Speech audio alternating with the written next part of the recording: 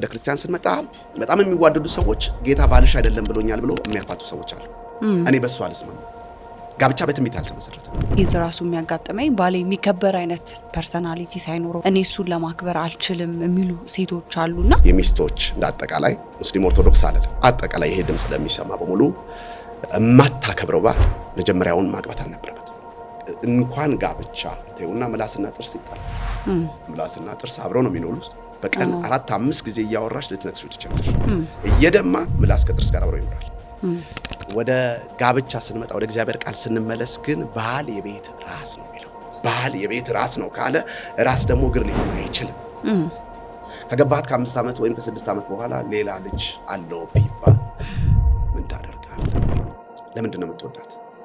አንዳንዱ ጸጉር የሚወድ ሰው አለ፣ አንዳንዱ ሳቅ፣ አንዳንዱ ደግሞ ምግብ ሲበላ ይሄ መጮህ ራሱ ምናምን ወደድክ ሲባል ስትርሱ ወደዋል። ሲተኙ ራቆታቸው ይተኛሉ፣ ሲቆጥሩ ፊታቸው አዝሮ የሚቆጥሩ ሰዎች ማለት ራቆቱ ማንነቱን የሰጠ ሰውዬ እንዴት ገንዘቡ ፊቱን አዝሮ ይቆጥራል?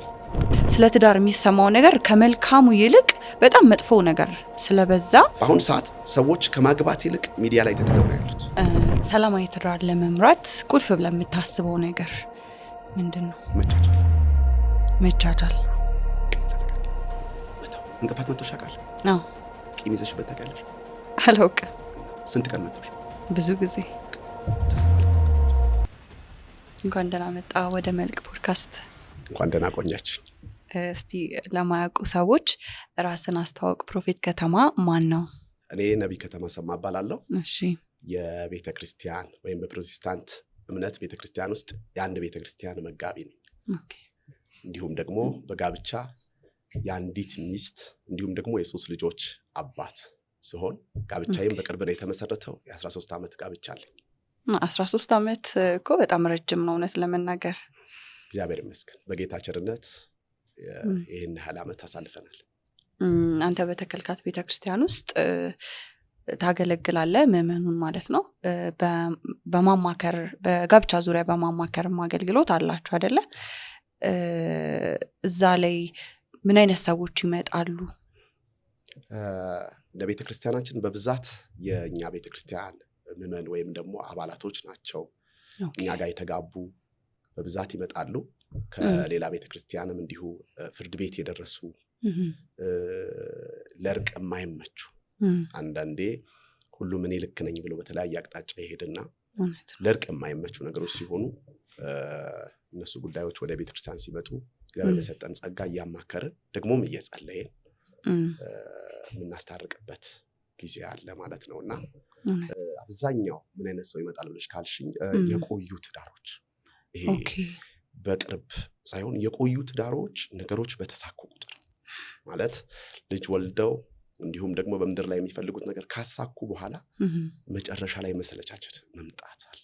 ወይ አንደኛው ከሀገር ወጥታ ስትመለስ ወይም ደግሞ ባልየው ከሀገር ወጥቶ ሲመለስ አዲስ ነገር ማማር አለና እነዚህ ጉዳዮች ግትር ያሉ ነገሮች ይመጣሉ። በጌታ ጸጋ በቻልነውን እያስተካከልን ያለ እውነት ለመናገር ትዳርን እግዚአብሔር የመሰረተው ተቋም ነው ብዬ አምናለሁኝና የትዳር ጠላት ደግሞ ሰይጣን ነው። ያ ደግሞ በብዙ በሐሳቦች ይገለጣል። በመንፈልጋቸው ነገሮች ነው የሚመጣው። በመንወዳቸው ነገሮች ጥሩ በሚመስሉ ግን ትክክል ባልሆኑ ነገሮች ትዳራችን የመበጥበጥ አቅም አለው ብዬ አስባለሁኝና በብዛት ከሚያጋጥሙ ኬዞች ውስጥ ተነስተ ምን አይነት ኬዞች በተደጋጋሚ ይመጣሉ? 2 ናቸው።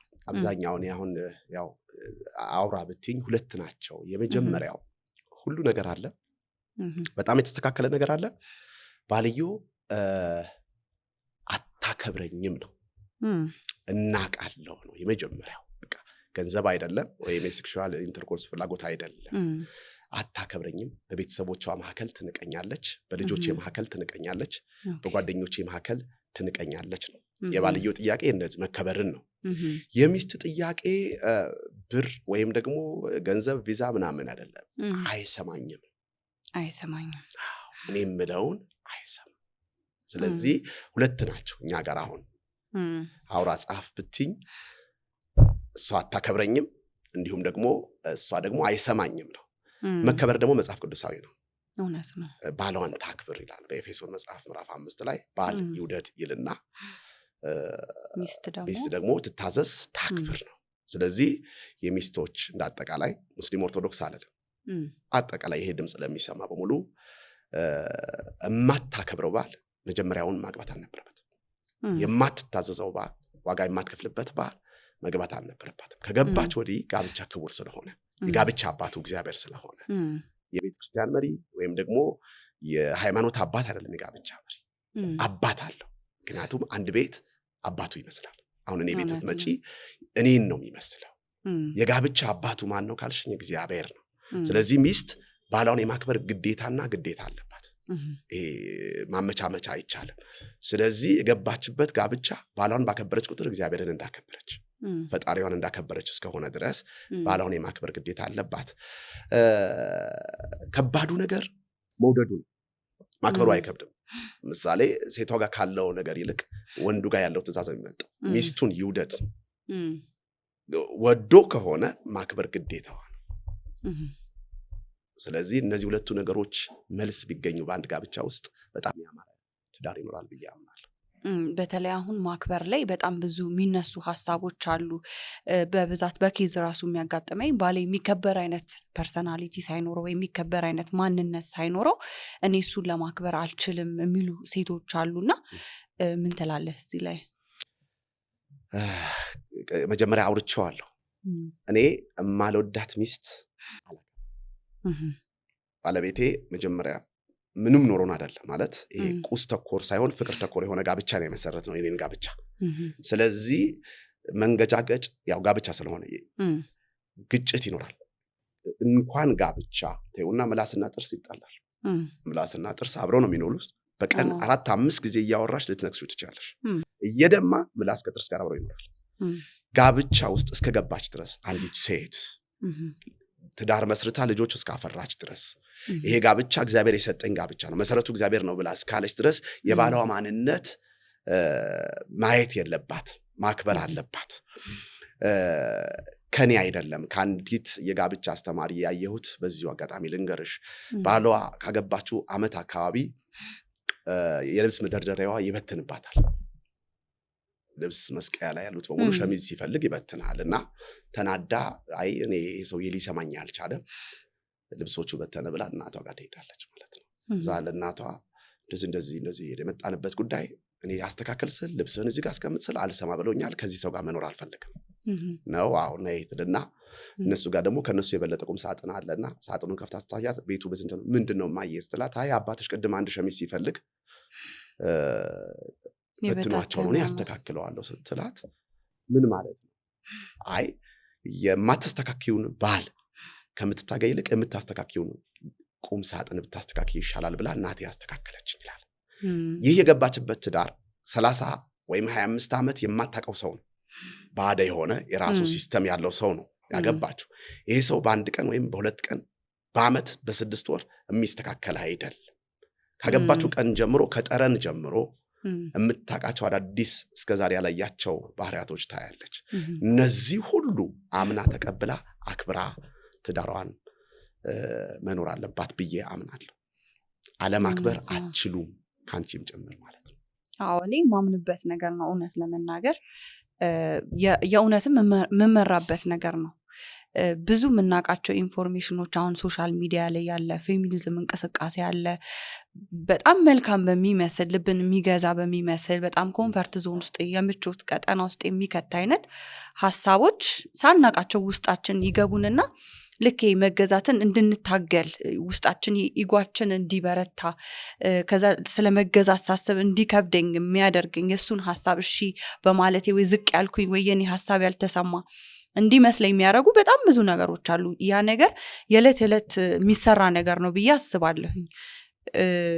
አንዳንድ ሴቶች ደግሞ አሉ በዛ ነገር በዛው ደግሞ ተወስደው ከመገዛት ህይወት ውጪ የሆኑ ማለት ነው። እኩል ነን ባልና ሚስት እኩል ናቸው የሚባልም ነገር አለና ማለት ነው። በዲሞክራሲ እኩል ናቸው፣ በእግዚአብሔር ቃል የተለያዩ ናቸው። የእግዚአብሔር ቃልና ዲሞክራሲ ይለያያል። አዎ መመለስ ያለብን ወደ ቅዱሱ መጽሐፍ ነው። እውነት ነው። በዲሞክራሲ እኩል አድርጎናል። ወንድም ሴትም እኩል ነች ሊል ይችላል። ወደ ጋብቻ ስንመጣ ወደ እግዚአብሔር ቃል ስንመለስ ግን ባል የቤት ራስ ነው የሚለው።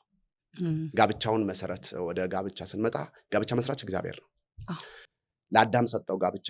በአዳም ጥፋት ምክንያት ከአዳም ተወሰደና ለክርስቶስ ተሰጠው። የአንድ ቤት ራስ ክርስቶስ ነው። እግዚአብሔር አብ እግዚአብሔር ወልድ ትይና ወደ ቤት ስትመጪ ወደ ነቢ ከተማ ይመጣል ማለት ነው። የኔ ቤት የሚተዳደረው በሶስቱ አካል እግዚአብሔር አብ እግዚአብሔር ወልድ ነቢ ከተማ ታያለሽ ማለት ነው። ባለቤቴ እኔን ስታከብር ከተማን ብቻ አይደለም የጋብቻ መስራቹ እግዚአብሔርም እንዲሁም ደግሞ እጇን አንስታ ልቧን አንስታ በመስቀል ላይ ሞተላትም ኢየሱስ ክርስቶስ ቀጥሎ እኔ ሶስት አካልን በአንድ ጋብቻ ውስጥ ታከብራለች ማለት ነው። እኩል እንዳይደለን መጽሐፍ ቅዱስ ባል የቤት ራስ ነው ካለ ራስ ደግሞ እግር ሊሆን አይችልም። መሆን ይችላል። በምን አቅጣጫ እኔ በጭንቅላቴ መሄድ እችላለሁ ተንበርክኬ። ስለዚህ ራስ ብሎ ባይብል የሰጠውን ስልጣን አምናችሁ የመቀበል ግዴታ አለባችሁ። እውነት ነው። ሚዲያው ሶሻል ሚዲያው ያለው ሳይሆን መጽሐፍ ቅዱስ ምን ይላል? ቅዱሱ መጽሐፍ በጋብቻ ዙሪያ ምን ይላል? ስለዚህ ራስ አይደለህም ካንተ እኩል ነኝ ካለች እግዚአብሔር አይደለህም፣ አንተ የለህም፣ የዚህ ጋብቻ መስራች አይደለህም እንደማለት ነው የምቆጥረው እኔ። እውነት ነው። ስለዚህ መገዛት ግዴታ ነው። ብዙ የተበረዙብንን አስተሳሰቦቻችንን አውጥተን ወይ በትክክለኛው መሰረት ባለው ነገር መቀየር መቻል አለብን ብዬ አስባለሁኝ። እንደዛ ከሆነ ብዙ አያታግልም ትዳር። በቤተ ክርስቲያናችሁ ውስጥ በጣም ብዙ ሰዎችን ድርሃል፣ አጋብተሃል፣ አስተምረሃል። ምን ያህል ሰዎች ይሆናል? ብዙ ነው። 13 ዓመት ነው ቤተክርስቲያናችን ከተተከለች። አዲስ አበባ ካራ ስልጤ ሰፈር የሚባል እዛ አካባቢ ነው። ከ600 በላይ ሰዎች ጋብቻ ፈጽመዋል። እኔ የማውቀው በራሴ 186 ሰው እኔ የዳርኳቸው ሰዎች 186 ሰዎች አሉ ማለት ነው። እና አሁን በዚህ ወር ብቻ በባለፈው ወር 5 ሰዎችን ያገቡት ቤተክርስቲያናችን ጥር ወር ላይ ማለት ነው። እና በአንድ ቀን ደብል ሁላ ነበረና እግዚአብሔር በጋብቻ ባርኮናል። ምክንያቱም ጋብቻ ከቤተክርስቲያን ይቀድማል። ቤተክርስቲያን ከሐዋርያት ሥራ በኋላ ነው መተከል የጀመረችው። ጋብቻ ዘፍጥረት መጽሐፍ ላይ ነው የጀመረው። ስለዚህ አንድ ቤተክርስቲያን ውስጥ ጋብቻ ተመሰረተ ማለት ቤተክርስቲያን ተተከለ ማለት ነው። እውነት ነው። ምክንያቱም አሁን ቅድም እንዳልሽው ጋብቻ አያስፈልግም የሚሉ አካላቶችን መጥቷል። በአሁኑ ሰዓት እግዚአብሔር ወንድና ሴት አድርጎ የፈጠረውን ጋብቻ አይቻልም በዚህ መልኩ ንግግሩ መጥራት ስላልፈለኩ ነው። እና በዚህ መኩል ይሁን ባሉበት ሁኔታ ቤተክርስቲያን ጋብቻ ቅዱስ ጋብቻ መፈጸሟ በራሱ ቤተክርስቲያን እንደመትከል ነው። አንድ ትዳር ተመሰረተ ማለት አንድ አጥቢያ እንደተተከለ አድርጌ ነው ማምነው። ቤተክርስቲያንም በዚህ አቅጣጫ ልትሰራበት ይገባል ብዬ አምናለሁ። እውነት ነው። ለጋብቻ ስፍራ በጣም በጥንቃቄ ስፍራ የሚሰጠው መሆን አለበት ብዬ አምናለሁ። የጋብቻ ትምህርት ታስተምራለህ። ምን ያህል ጊዜ ነው ትምህርቱ የሚፈጀው? እኛ ቤተክርስቲያን ውስጥ ከ3 ወር እስከ 6 ወር ጋብቻ ጊዜ ነው የምንሰጠው። የምንሰጥበት ዋነኛ ምክንያት ከጋብቻ በፊት ሽምግልና ስንሄድ መጀመሪያ ሁለቱ ከተዋወቁ ወዲህ ሽምግልና ይላካል። የቤተክርስቲያን ሽማግሌዎች ጨምሮ የኤችአይቪ እንዲሁም ደግሞ የእርግዝና እናስመረምራለን ማለት ነው። እና ለሽምግልና ዶክሜንት ይዘን ነው የምንሄደው። የሁለቱ ተጋቢዎች ፎቶ ይዘን ፎቶዋቸው ላይ ማተብ የተመታበት የምርመራ ውጤት ይዘን እንሄዳለን። ከዛ ወዲህ የጋብቻ ትምህርት ይቀጥላል። ከ3 ወር እስከ 6 ወር ጊዜ እናስቀጥላለን። ምክንያቱ ምንድን ነው ካልሽኝ፣ አንደኛ የጤንነቱን እናረጋግጣለን። ሁለተኛ ሌላ ንክኪ ካለ ከ3 ወር እስከ 6 ወር ባለው ጊዜ ይታወቃል። ስለዚህ በዚህ አቅጣጫ እያስተማርን እናጋባለን ማለት ነው። የጋብቻ ትምህርት ውስጥ የምታካትቷቸው ዋና ዋና ትምህርቶች ምንድን ናቸው? ምክንያቱም የትዳራቸውን ወደፊት የመወሰን አቅም አላቸው ብዬ አስባለሁ። እነዛ ትምህርቶች ምን አይነት ይዘት አለው? ከጋብቻ መጀመሪያ ስንጀምር ጋብቻ ምን ማለት ነው? ጋብቻ መጀመሪያ ምንድን ነው? ማን የመሰረተው? የጋብቻው ባለቤት ምንድን ነው? ሁለቱ ሰዎች መጋባት ስለቻሉ ወይም እድሜያቸው ስለደረሰ ሳይሆን ምንድን ነው ስለ ጋብቻ የሚለውን ቅድመ ጋብቻ እናስተምራቸዋለን። ሁለተኛ ከተጋቡ በኋላ ምን እንደሚገጥማቸው ከፋይናንስ አንጻር፣ ከልጆች አስተዳደግ አንጻር እንዲሁም ደግሞ ከቤተሰብ ጣልቃ ገብነት አንጻር ምን እንደሚገጥማቸው እናወራለን። ሶስተኛ አንድ እንዲሆኑ በማንኛውም አቅጣጫ የኔ ያንቺ የሚባል ነገር እንዳይኖር፣ ልክ ከተጋቡ ቀን ጀምሮ ያንቺ ቤተሰብ የሱ ቤተሰብ እንደሆነ የኔነት ይወጣና የኛ ከስልክ ጀምሮ እንዲሁም ከፋይናንስ ጀምሮ እያንዳንዱ ነገር የሷ ቤተሰብ የሷ እንዲሆኑ እንዲሁም ደግሞ በችግር ወቅት ምሳሌ ባል ችግር ሊገጥመው ይችላል ወይም ሚስት ችግር ሊገጥመው ይችላል ምክንያቱም ቅዱስ ጋብቻ ስለሆነ የሰውም የሰይጣንም ፈተና አለበት ክቡር ነገር ስለሆነ ስለዚህ ከአንድ ወገን ሰምተው አንዳቸው ባል የሚስቱን ክፋት ከሌላ ከሁለተኛው ወገን ሰምቶ ከሰማው ወሬ ጋር እንዳይያዝ እንዲሁም ሚስትም ስለባሏ ሌላ ነገር ሰምታ ሌላ ጆሮ አድምጣ ኩርፊያ እንዳይፈጠር መጋጨት እንዳይመጣ ችግር በተፈጠረ ጊዜ ባል የሚስቱን ወገን እንዲሆን ሚስትም የባሏ ወገን በሰውም በማንኛውም ሁኔታ አንዳቸው ለአንዳቸው ድጋፍ እንዲሆን የኔ ባል እንዲህ አይደርግም የሚል መርህ አለን እኛ ቸርችና ሚስት እንዲያደረገች ተብሎ ቢነገር አይ የኔ ሚስት አታደርግም የራሳቸው ችግር ቤት ውስጥ አልጋቸው ላይ እንዲፈቱ የራሳቸው ሚስጥር ልጆቻቸው ሳይሰሙ መኝታ ቤት ላይ እንዲፈቱ እህት ሳትሰማ እናት ሳትሰማ በውስጥ ችግሮቻቸው እንዲፈቱ እናስረዳለን እንዲሁም ከሴክሹዋል ኢንተርኮርስ ጋር ችግር የሚገጥማቸው አብዛኛው ጊዜ በቤተክርስቲያን የተመሰረተ ጋብቻ አብዛኛው ጊዜ ንጹህ ነው ይሄ ንክኪ የለውም እና በዚህ አቅጣጫ እንዴት መሄድ እንዳለባቸው ግልጽ አድርገን በእኔ በኩል በምንም አይነት ሁኔታ የተደበቀ ነገር ሳይኖር ግልጽ የሆነ ጋብቻ አስተምረን እናጋባለን ማለት ነው አዎ በጣም ጥሩ ነው ምክንያቱም አሁን እዚህ የማማከር አገልግሎት እንሰጣለንና ብዙ ሰዎች ትዳራቸው ታሞ ወይም ችግር ውስጥ ገብተው ሲመጡ የመጀመሪያ ጥያቄ የቅድመ ጋብቻ ትምህርት ወስዳችኋል ወይ የመውሰድ እድሉ ነበራችሁ ወይ ብዬ ጠይቃለሁና ከማገኛቸው በትክክል መደምደም በመችልበት ሁኔታ 99% ማለት ይችላልው የቅድመ ጋብቻ ትምህርት ያልተማሩ ሰዎች ናቸው በትዳራቸው ብዙ ችግር አጋጥሟቸው ከልጅ ጋር ፈተና ውስጥ ገብተው ወይ ረጅም ዓመት ደግሞ በትዳርም ኖሮ ምን እንደሚወስኑ እንኳን ግራ ተጋብተው የሚመጡት ስለዚህ ያንን ትምህርት መውሰዳቸው በራሱ ችግር ውስጥ እንዳይገቡ ባያደርጋቸው ግን ችግሩ እንዲፈቱ የማድረግ በደንብ ንቃተ ህሊናን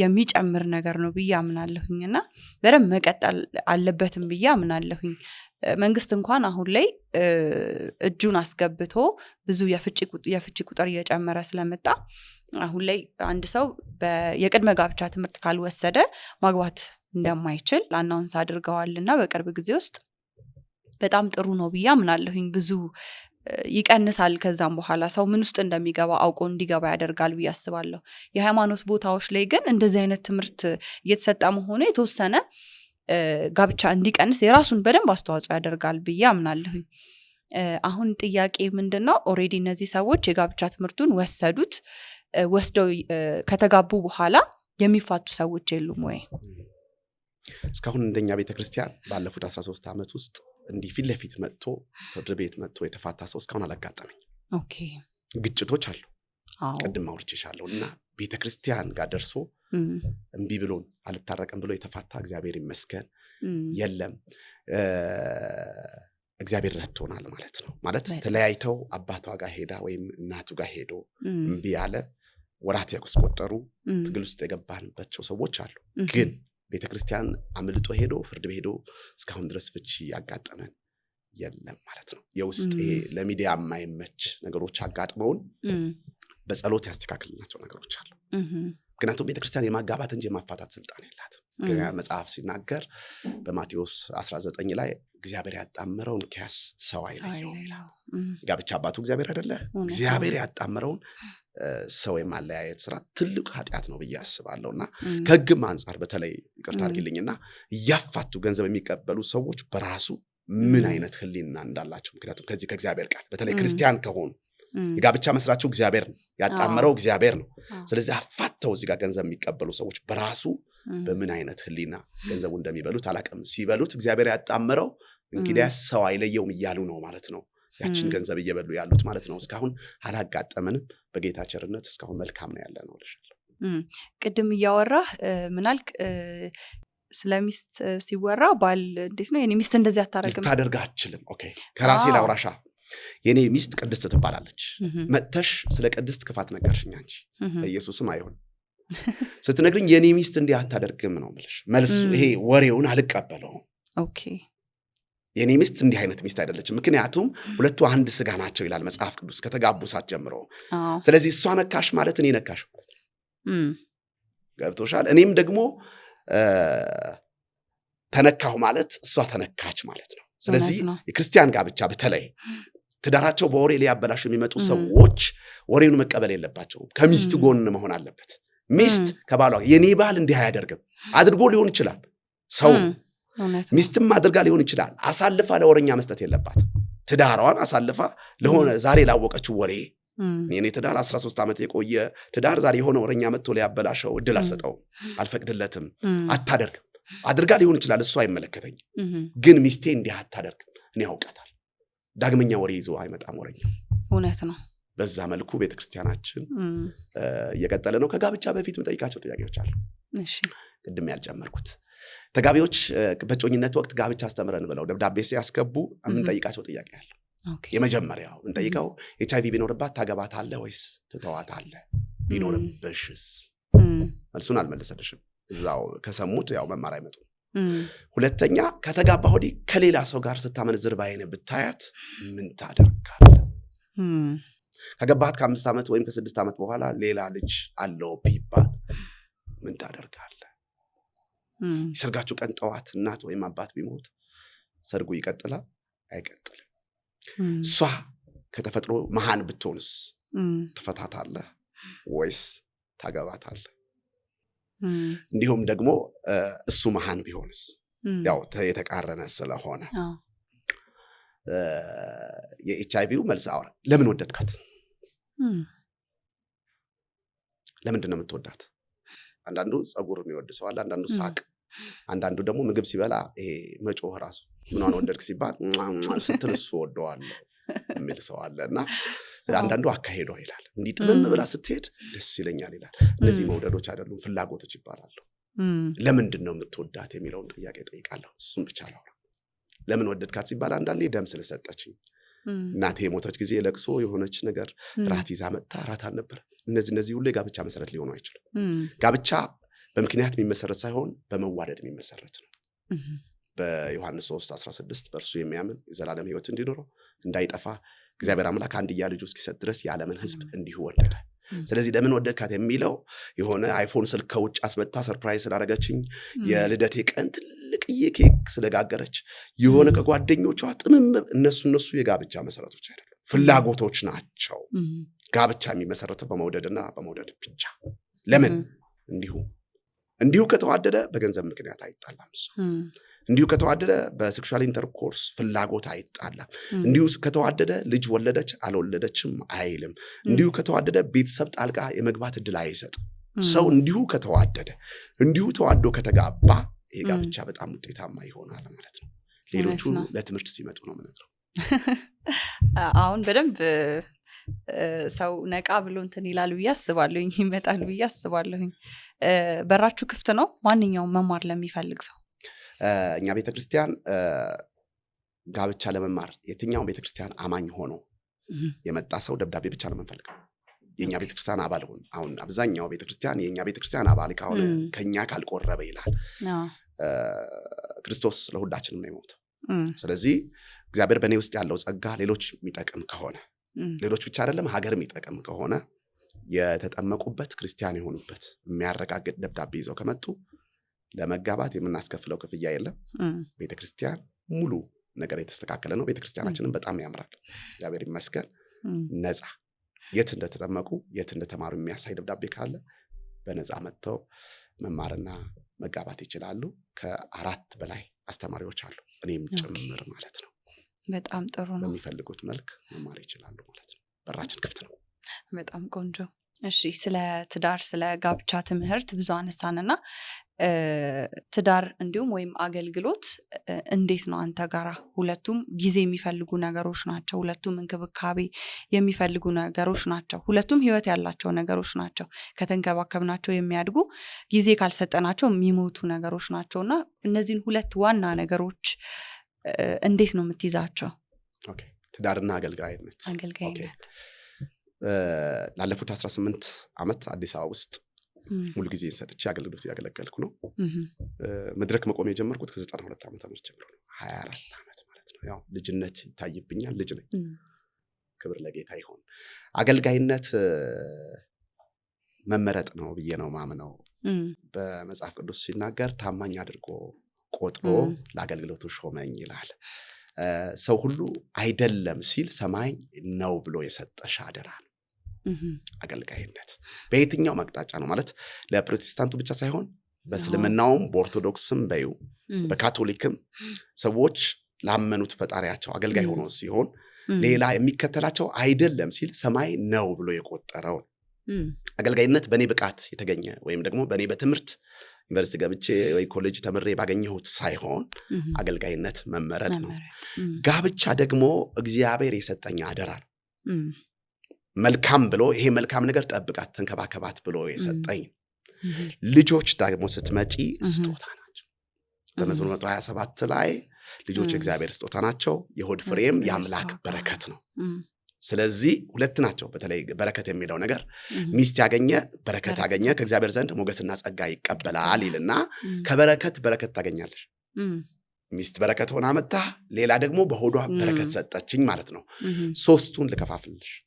ለቤተ ክርስቲያን አገልጋይ ነኝ፣ ለሚስቴ ባል ነኝ፣ ለልጆቼ አባት ነኝ። ከፍቶሻል አማርኛዬ? ለቤተ ክርስቲያን የተመረጥኩበት ዘመኔን የሰጠሁት ወደኋላ የማልመለስበት በከፍታ በዝቅታ ዋጋ የምከፍልለት የምኖርለት እንዲሁም ደግሞ እግዚአብሔር በሰጠኝ እድሜ ሁሉ ወደኋላ ልመለስ የማልጸጸጥበት ምርጫ ሲሆን ጋብቻ ደግሞ የምጠቀምበት ምንም ማገኝበት ልጆች ያገኘሁበት የተከበርኩበት መወደዴም መውደዴን የሚታይበት ሲሆን ደግሞ ለልጆቼ እግዚአብሔር ለኔ አባት እንደሆነኝ አባትነቴ የማሳይበት ኢቨን ጸሎት ሲጀመር በሰማይ የምትኖር ምናችን ሆይ አባታችን ሆይ። ስለዚህ ሶስት ናቸው። ለቤተ ክርስቲያን መጋቢ ነኝ፣ ለሚስቴ ባል ነኝ፣ ለልጆቼ አባት ነኝ። ሶስቱም የተለያየ ስፍራ ናቸው። ቤተ ክርስቲያን ስመጣ እኔ አገልጋይ ነኝ፣ ቤት ስመጣ ባል ነኝ ለሚስቴ። የቸርቹ ቸርች ይቀራል። ከዛስ ልጆቼ ጋር ደግሞ ስትመጪ ለልጆቼ ልጆቼ በአባታቸው ላይ የፈለጉትን የመሆን አባታቸውን የፈለጉትን የመጠየቅ እድል እሰጣለሁ ማለት ነው። ሶስቱም የተለያዩ ናቸው። እንዴት ባላንስ አደረከው? ምክንያቱም በጣም ብዙ ሰዎች ይህን ባላንስ ለማድረግ ይቸገራሉ። በየትኛውም ሃይማኖት አገልግሎት አገልጋይ የሆኑ ሰዎች አገልግሎት ሊበዛባቸው ይችላል። ቤት መጥተው ማረፍ ሊፈልጉ ይችላሉ። ከልጆቻቸው ጋር ጊዜ ማሳለፍ ላይ ይችላሉ፣ ከሚስታቸው ጋር። ብቻ እንዴት ባላንስ አደረከው? የጊዜ እጥረት አለ። ሚስቴ በጣም ጥሩ ሰው ነች። ለሚዲያ አይደለም፣ የእውነት ነው ማወራሽ። እንደው እግዚአብሔር ከረዳሽ አንድ ቀን ቤታችን መጥተሽ ማየት ትችላለሽ። ሚስቴ በጣም ጥሩ ሰው ነች። እኔ ጊዜ የለኝም ማለት የክፍለ ሀገር አገልግሎት እወጣለሁ። በጣም በተለይ የምንገናኝበት ቀን መቼ ነው ካልሽኝ አርብና ሰኞና ማክሰኞ ሁለቱ ቀን ነው ክፍተት ያለኝ። ስለዚህ እነዚያ የቀሩት ቀናቶች በሙሉ ከእሷ ጋር ናቸው ማለት ነው። ስለዚህ እኔ የምችልበት ሰዓት ከልጆች ያለው እኔ ያልቻልኩበት ሰዓት ግን የኔን ቦታ እሷ ትሸፍናለች። ጋብቻ ውስጥ ሳስተምር ስለ ትዳር ስለ ልጆች አንድ ነገር አወራለሁ። በምሳሌ 31 ላይ ሲናገር ጠቢብ ሴት በጠዋት ትነሳለች ይላል። ግዴታችሁ ነው በጠዋት የመነሳት። በጠዋት ተነስተሽ ቁርስ ስትሰሪ እኔ ተኝቼ ከሆነ አንደኛው ልጅሽ እየጮኸ ይመጣል። እኔ እሷ ጋር እናቷን ፍላጎት ሂድ ቀስ በል አባት ተኝተዋል ካለችው የልጁ መንገድ ይቃናል። ቁርስ ደረሰ እስቲ ሂድና ያ ሰውዬ ቀስቅሰው ካለችው ልጁ ታስረግመዋለች። ለምን? በዛው ነው የሚቀጥለው። ሄዶ አንተ ሰውዬ ተነስ ነው የሚለው። አባትየውም እያዘነ በሄደ ቁጥር ልጁ እርግማን ያገኘዋል ማለት ነው። ስለዚህ የአገልግሎቱ አብረውኝ የሚያገለግሉ አገልጋዮች አሉ፣ አገልግሎቱ የሚካፈሉኝ። የቤቱ ጉዳይ ግን እኔ የቻልኩትን በእኔ በኩል እኔ ያልቻልኩትን ግን ባለቤቴ ትሸፍናለች። ልጅ ከመውለዳችን በፊት አንድ ነገር ተማማለን። ልጆቹ አንቺን ይፍሩሽ አልኳት። እኔን ቤት ላይ ያገኙኝ ስለሚችሉ አንቺ ካልፈሩሽ እኔ እስከመጣ ድረስ ቤት ልጆች ሊበላሹ ነው ማለት ነው። ስለዚህ ልጆች አንቺ ይፍሩሽ፣ እኔ ግን ያንቺን ቦታ ልክ በእናንተ መካከል ግጭት ሲፈጠር እኔ አስታራቂ ልሆን የሚል ተስማማን ማለት ነው። እና እኔ የምናገረውና እሷ የምትናገረው ይለያያል። እኔ አስታራቂ ነኝ፣ እኔ ጋር የሆነ ነገር አለ። እሷ ግን በአይኗ የምትላቸው የመጀመሪያ ልጄ 11 ዓመቱ ነው፣ 5ኛ ክፍል ተማሪ ነው። ሁለተኛው ገና 1ኛ ክፍል ነው። ትንሿ ዩኬጂ ነች። እና ሁሉም በአይኗ ያለቻቸው ነገሮች ይስተካከላሉ ማለት ነው። ስለዚህ እሷ አስተካከለች ማለት እሷ ለኔ ታዛዥ ነች። ቤቱ በዛ መልኩ ተስተካክሎ ነው ያለው። መጨረሻው እግዚአብሔር ያውቃል፣ ለእግዚአብሔር እንሰጠዋለን ማለት ነው። ልክ ነው። ግን እንዳናንተ አካሄድ ደግሞ ውጤቱ እንደሚያምር ደግሞ ግልጽ ነው። እሷ የምትደግፍ አይነት ሚስት ባትሆን፣ ምክንያቱም እንደዚህ አይነት ሚስት ደግሞ ያላቸው አገልጋዮች ስላሉ ማለት ነው። እና እሷ ያንተን አላማ ወይም ያንተን አገልግሎት ያንተን ግብ አይታ ተረድታ እዛ ውስጥ በጣም ሰፖርቲቭ ባትሆን ምን ይፈጠር ነበር? ዛሬ ያየሽው ሚዲያ ላይ ያየሽው ነቢይ ከተማ አታገኘውም ነበር። እኔ በተፈጥሮዬ ችኩል ሰው ነኝ። አሁን እዚህ ሚዲያ ላይ ረጋ እንዳልኩ አይደለሁ። እውነት አይደል የምናወራው? ችኩል ነኝ። ላመንኩበት ነገር ጥግ ድረስ እሄዳለሁ። እሷ ከኔ ረጋ ያለች ነች። ያው ፈጣሪ መጀመሪያ ይሄ አውቆ መሰለኝ ያገናኘንና እንደሱ ባይሆን ትዳሬ በዚህ ደረጃ አገኘዋለሁ ብዬ አላስብም። ትዳር ብቻ አይደለም አገልግሎቴም። ቤተክርስቲያናችን ከ8 ዓመት በፊት ነው የራሷ ቦታ ገዝታ ያስመረቀችው። ከዚህ ከለውጡ በኋላ ሳይሆን ከለውጡ በፊት። አብዛኛው ቸርቾች ካየሽ ከለውጡ በኋላ ነው መነቃቃት የጀመሩት። ያለንበት ቦታ ጫና ያለበት ቦታ ነው። በዛ ሰዓት ከቤተክርስቲያን ግንባታ፣ ከቤተክርስቲያን ግዢ፣ እንዲሁም አጥቢያ ከመትከል እንዲሁም ደግሞ አገልግሎቴ በምድሪቱ ላይ እንዲሰፋ የማድረግ ምክንያት እሷ ነች። እሷ ባትሆን እነዚህ ፍሬዎች ሁሉ አይገኙም ነበር። አንድ እሱ ነው። እምቢ የሚል ነገር ካፋ ወጥቶ አያውቅም። የሆነ ነገር ሐሳብ አቀርባለሁ። ሳቀርብ አባቢ አቤት ጸልይና ጌታ ያለህ ነገር አድርግ። ሐሳቡን አቀርበዋለሁ። እሷ ጋር እንዲህ ላደርግ ነው እምቢ አትለኝ። ስለዚህ እኔ እርምጃ 3 ቤት ውስጥ እሺ የሚል ፊደል አለበት። ጥፋት ቢገጥም እዚህ እሺ የተባልኩበት ሪስክ የወሰድኩበት ጉዳይ ስላለ ለዛ ብዬ ነገሮች በተቻለ መጠን ለማስተካከል ሞክር ነበር ማለት ነውና እንደዚህ ያልተመጣጠነ ማለት ልትረዳ የማትችል ሚስት ወይም ደግሞ ሊረዳ የማይችል ባል በአንድ አገልግሎት ውስጥ ካለ አገልግሎቱ ፍሬ አልባ ይሆናል። እግዚአብሔር የሰጠውን አደራ በትክክል መወጣት አይችልም። ብዙ ሰው መጥቀም ሲችል ያ ሰው ተገቶ ተይዞ መንገድ ላይ ሊቀር ይችላል። እንደዚህ አይነት ሰዎች አሉ ወይ? አሉ። ጓደኞቼ አሉ ማለት በቅርብ የለመናቸው ወይም በቃ በቻልነው መጠን በፋይናንስም በምክርም ከጎናቸው የሆኑ ሰዎች አሉ። እልህ ውስጥ የተጋቡ ሰዎች ምን ያመጣል እሷ ምን ታመጣለች? እልህ ውስጥ ማለት የጋብቻው መስራች እግዚአብሔር ይረሳና በሁለቱ እኔ ይበልጥ ተብሎ ድግል ውስጥ የገቡ ሰዎች አሉ። የኔው ግን እስካሁን ባለው እሺ ባንባባል ወይም ደግሞ እሷ በዚህ መልኩ ባደግፈኝ እዚህ መድረስ አልችልም። ኦኬ።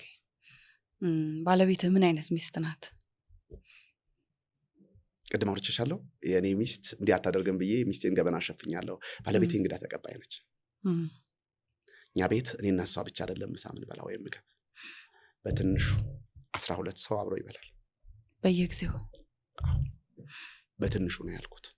ሐሙስ ቀን ነው ጉባኤያችን። ሐሙስ ቀን አልጨምርና ከ20 እስከ 23 ሰው ምሳ ይበላል። 23 ሰው የበላበትን ዕቃ ማጠብ ራሱ በራሱ አስብ ማለት ነው። ከዛ በተረፈ የለም የሚል ማታውቅ እግዚአብሔር ዘመናውን ይባርክና የለም የሚል አታውቅም። ባይኖር እንኳን አለ ብላ መፍትሄ የምትፈልግ ሰው ነችና እኔ ደግሞ በተፈጥሮ ከሰው ጋር መብላት ነው የለመድኩት። አስተዳደጋችን ላውራሽ። እኔ ብዙ ቤተሰብ ካለው ሰው ጋር ነው ተወልጄ ያደግኩትና ስንበላ ማብረሽ በጋራ ብዙ ሆኖ እየተጫጫሁ የደረሰሽነት ተናጥቆ፣ ስለዚህ ያንኑ ምሳሌ ቤቴ ውስጥ ተፈጥሯል ማለት ነው። አንድ እሱ ነው። ሁለተኛ እንግዳ ይገባለሁ። አሁን ከዚህ ቀረጻ በኋላ የት ነህ ምናምን ካሉ 4ም 5ም 6 ሰው ይገባል። ስገባ ነግሬያት አይደለም የምገባው። እቺ ስንፍና አለችብኝ። ሳላወራት 6 ሰው 8 ሰው ቀጥታ ይዤ እመጣለሁ ማለት ነው። አንቺ ራሱ ብትሆኚ ምን እንደሚሰማሽ አስቢ። ቤት ነሽ፣ አልተዘጋጀሽ፣ ባለቤትሽ ሳይናገር 6-7 ሰው የማታውቂያቸው ሰዎች ድንገት ይዞ ይመጣል።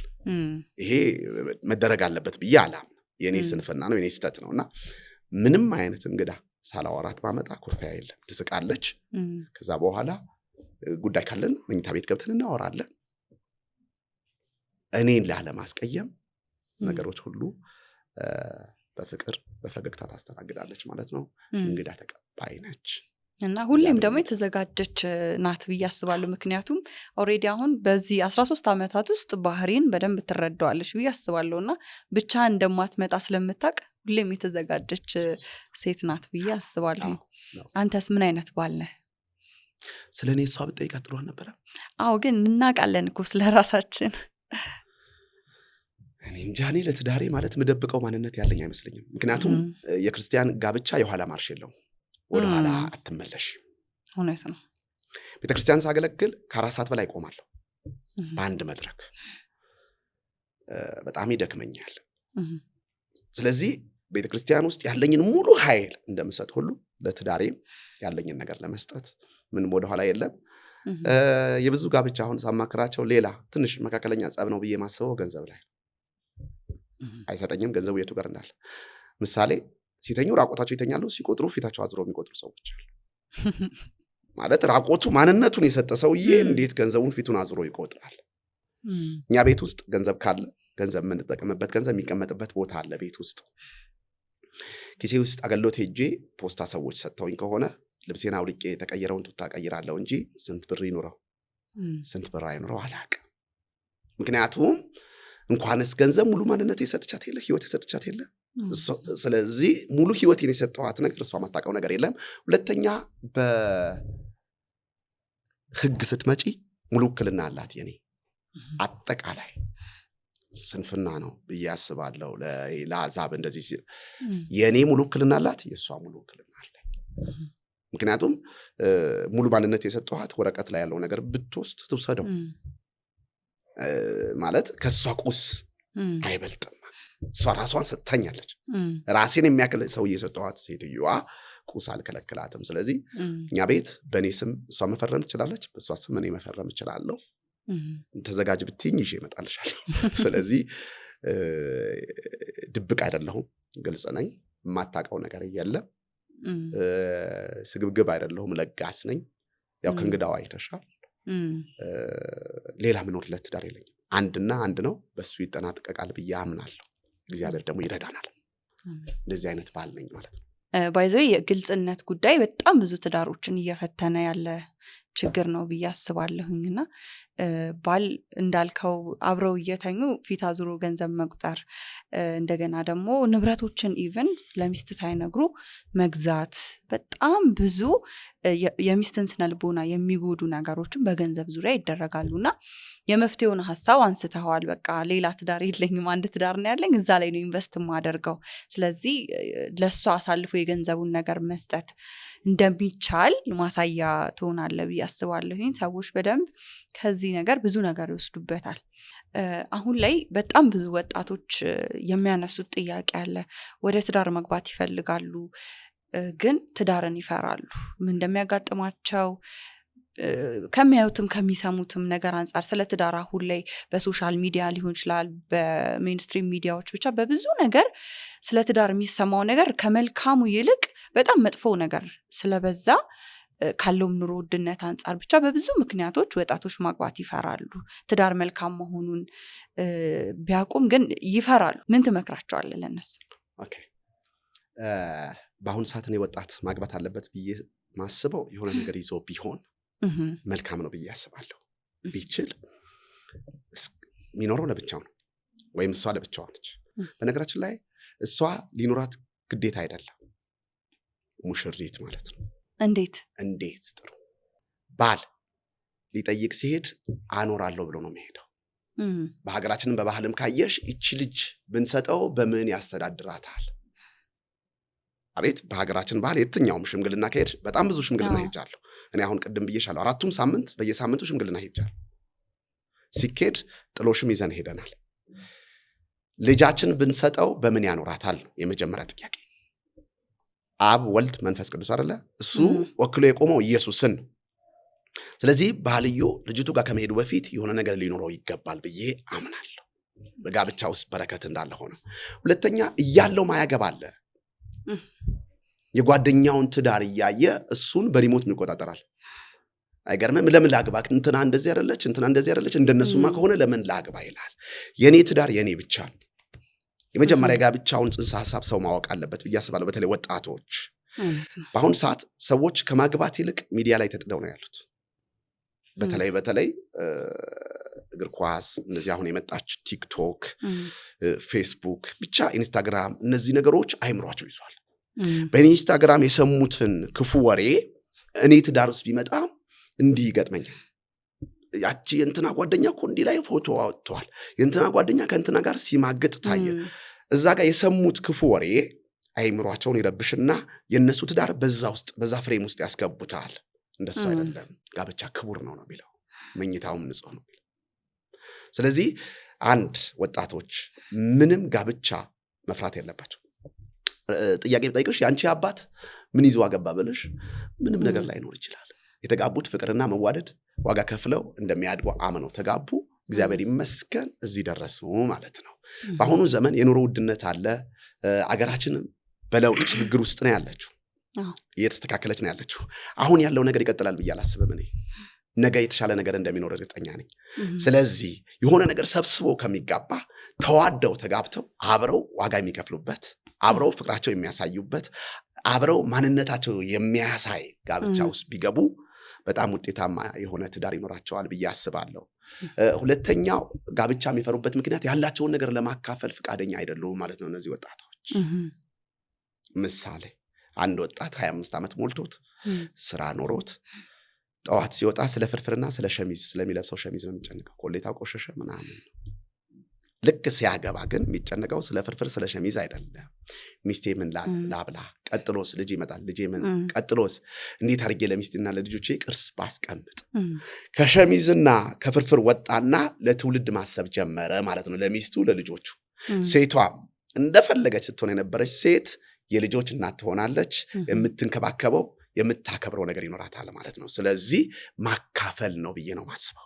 አንቺ ያለሽን ነገር ለባልሽ ታካፍያለሽ፣ ባልሽም ያለው ነገር ያካፈላል። ስለዚህ አትፍሩት። የጋብቻ መስራች እግዚአብሔር ስለሆነ ያላችሁ ነገር ለማካፈል ዝግጁ ሁኑ። ማንም ይዞ ሳይሆን ፈጣሪን ይዞ ነው ጋብቻ የገባበት ማለት ነው። እንዲህ ነው ብዬ ነው መመክራቸው። ጋብቻ ውስጥ በረከት አለ ይላሉ በጣም ብዙ ሰዎች። እውነት ነው ወይ? እውነት ነው። መንፈሳዊ ቋንቋ ነው የምናወራው። ዓለማዊ ከሆነ ሳይዙ አይቻልም ነው። መንፈሳዊ ከሆነ ግን እሱን ይዞ መጋባት። ቤት ሲገባ የጋብቻ መስራቹን ኢየሱስን ይዘሽ ገብተሽ መከባበር ይዘሽ ከመጣሽ ሁለቱ በአንድ ልብ በሆነ ጊዜ እግዚአብሔር መንፈስ ወረደ ይላል። የሁለቱ አንድነት እግዚአብሔር በግድ ያመጣዋል።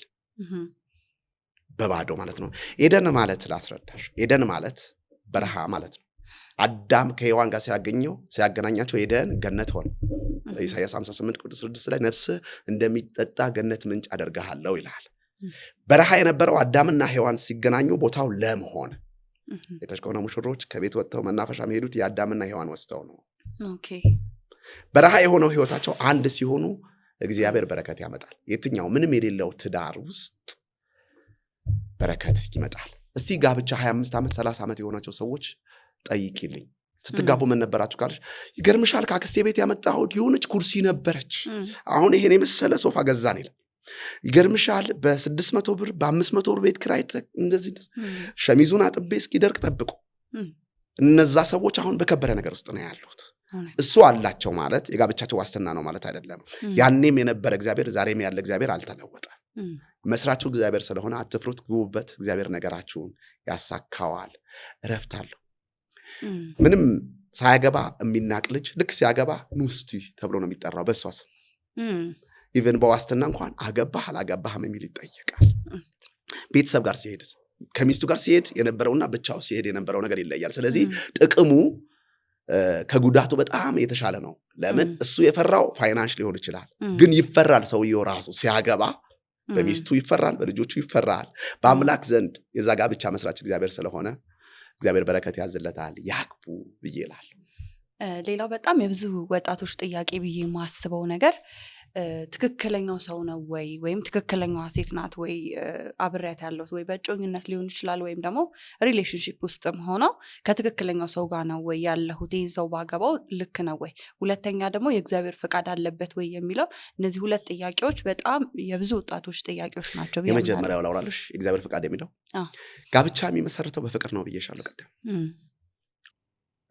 ወደ ክርስቲያን ስንመጣ በጣም የሚዋደዱ ሰዎች ጌታ ባልሽ አይደለም ብሎኛል ብሎ የሚያፋቱ ሰዎች አሉ። እኔ በሱ አልስማም። ጋብቻ በትንቢት አልተመሰረተም። ጋብቻ የተመሰረተው በፍቅር ነው። ስለዚህ የእግዚአብሔር ፍቃድ ምንድን ነው? የእግዚአብሔር ፍቃድ በጎ ደስ የሚያሰኝ ነው የሚለው ትርጉሙ። ልድገመው፣ የእግዚአብሔር ፍቃድ ትንቢት አይደለም። የእግዚአብሔር ፍቃድ የሆነ ፓፓ ያልኩት ፓስተር ምናምን አይደል። የእግዚአብሔር ፍቃድ በጎ ደስ የሚያሰኝ ነው። ሁለቱ ሰዎች በጮኝነት 6 ወር የሚቆዩ ዓመት የሚቆዩ እሷ ለጮኛዋ የምታውቀው ትንሽ ማንነቱ ሙሉ ማንነቱ ሰው አይታወቅም።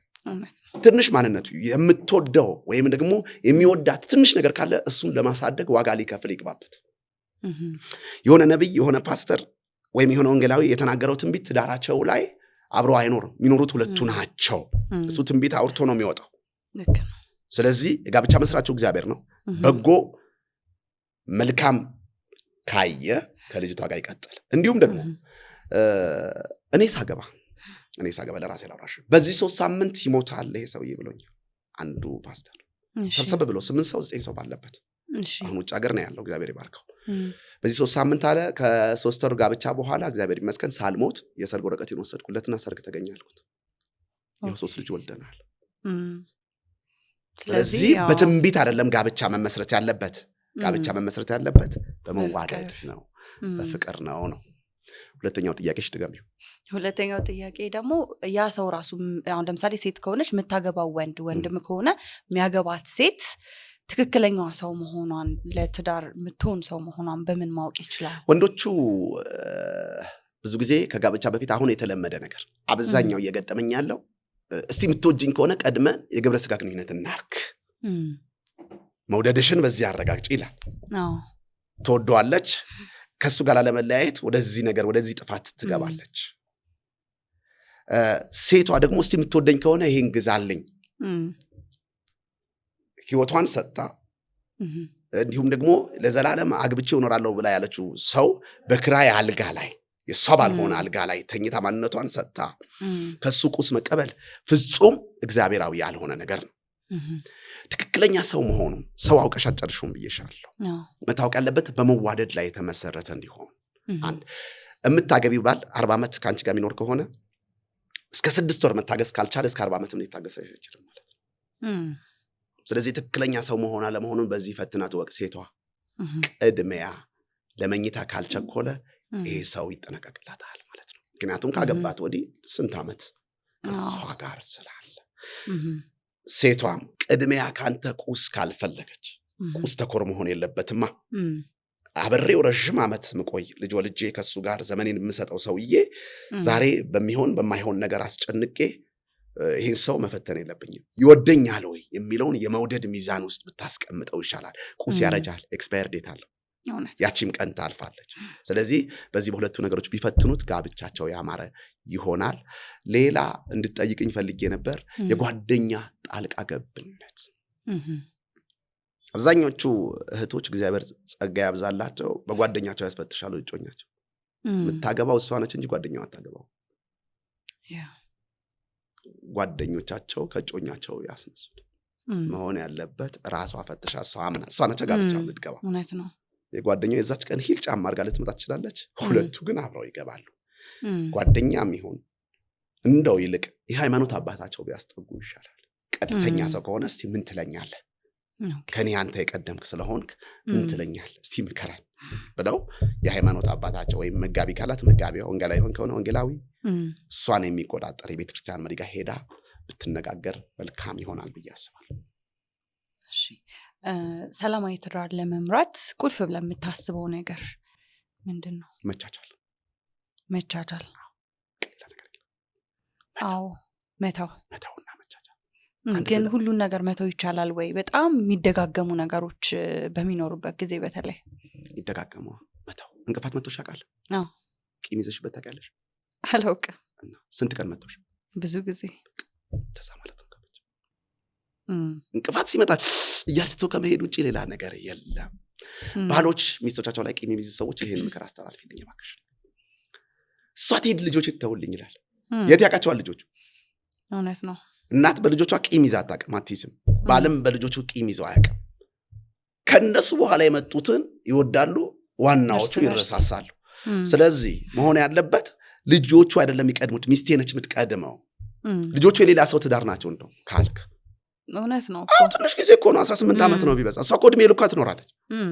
በቅርብ በልቶ ተጠጥቶ አምሮ መሄድ ሰውዬ ከሚስቱ ያስቀድማል፣ ሚስትም ከባሉ። ልጆቼን አትንካ፣ ልጆቼን እሱ ባይኖር ከየት ይመጣል? ስለዚህ ልጆቹ ላይ ቂም ያልያዘ ሰው ሚስቱ ላይም ቂም መያዝ የለበት። ሚስትም ልጆቿ ላይ ቂም ካልያዘች ባሏ ላይ ቂም አትያዝ። ትዳሩ ያማረ እንዲሆን መተው መቻቻል፣ መተው መቻቻል፣ መተው መቻቻል። ይቅርታ ማድረግስ ላይ አሁን ሰዎች በጣም ብዙ ጊዜ ይቅርታ ለማድረግ ከበደኝ ይላሉ። በካውንስሊንግ ሴሽን ላይ የሚያጋጥመኝ አንዴ ይቅርታ አደረኩ፣ 2 ጊዜ ብቻ በጣም በተደጋጋሚ ይቅርታ አድርጌ ተደጋጋሚ ደግሞ ጥፋት ይሰራል ይህ ሰው የሚሉ ኮምፕሌኖች ያጋጥሙኛልና ሰው ይቅርታ ማድረግ ያለበት እስከ ስንት ድረስ? እሺ መጽሐፍ ቅዱሳዊ ላድርግልሽ። መጽሐፍ ቅዱስ ሲናገር በእርሱ ቁስል እኛ ምን አደረግን?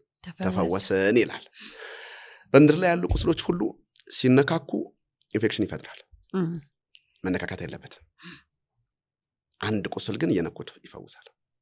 እርሱም የልጁ ኢየሱስ ክርስቶስ። አየሽ፣ ሌላ ቁስል ሲነካ ኢንፌክሽን ይፈጥራል፣ ደም ይደማል። የኢየሱስ ግን ቁስሉ እየነኩት ምን ይላል? ይፈውሳል። የዚህ ቤት ራስ ማን ነው ብዬሻለሁ? ክርስቶስ ነው። ኦኬ። የሚያቆስል ነገር አለ፣ የሚያደማ ነገር አለ። ለፈውስ ይሁን ለመጠፋፋት አይሆንም። ምክንያቱም በእርሱ ቁስል ተፈውሰን። እግዚአብሔር በጣም ብዙ ጊዜ በድለነዋል፣ በጣም ብዙ ጊዜ አጥፍተናል። ግን ከነጥፋታችን ተኝተን አልቀረንም። አይገርምሽም? እውነት ነው። ትናንትና እጅግ በጣም ደክሞኝ ነበር። ተዘለፍልፌ ተኛሁ። ጠዋት ነው የነቃሁት። ልክ ስነቃ ደስ ያለኝ ነገር ሞቼ ስላልቀረሁ አመሰግናለሁ ያልኩት። አቤት በቃ እኮ ረሳሁ። በትንሹ 8 ሰዓት ያህል ራሴን አላውቅም። በጣም ድካም ላይ ስለነበርኩ በጣም ተኛሁ። ስነቃ ያመሰገንኩት በዚሁ ስላልቀረ። አቤት ስንት ሞቶቻችን አሳልፎ እግዚአብሔር ዛሬ ከተሸከመን፣ ስንት ነገር የሰጠችኝ ሚስቴ፣ ስንት ነገር የሰጠኋት ሚስቴ፣ እንዴት እሷ ይቅርታ ማድረግ ያቅተኛል? ስለዚህ ሰዎች ይቅርታ ማድረግ ያቃታቸውን ብዬ የማስበው ክርስቶስ መስቀል ላይ የሰራላቸውን ዋጋ አልገባቸውም ብዬ አስባለሁ። እሱ እየወጉት እያቆሰሉት ምሕረት ካደረገ፣ እየበደልኩት ምሕረት አድርጎ ከተሸከመኝ ብዙ ነገር ያገኘሁበት ትዳር እንዴት ምሕረት ማድረግ ያቅተኛል?